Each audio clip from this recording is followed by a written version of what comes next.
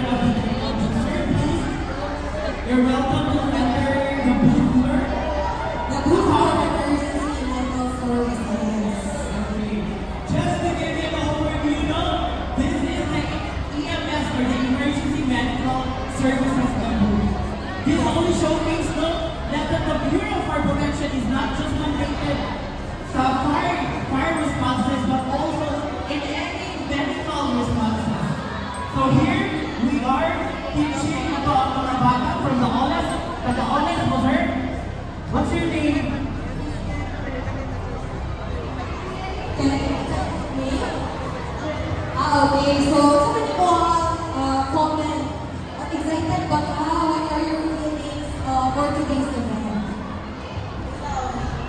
Ano? Ano ulaw siya? Wala, dili ka kung gusto ang ulaw-ulaw karon, no?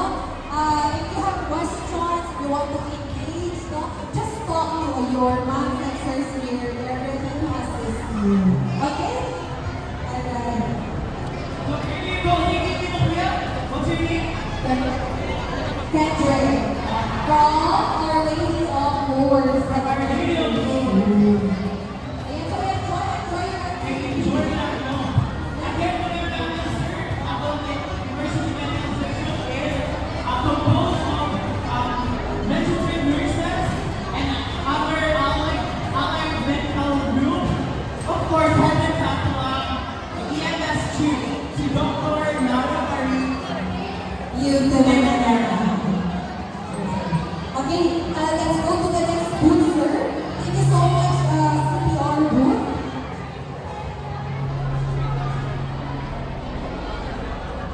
Far Square Ladder Game. Ayan. Okay, naanapunta sa Far Square Ladder. Actually, sir, this kanahati mo ang kaduga sa woman.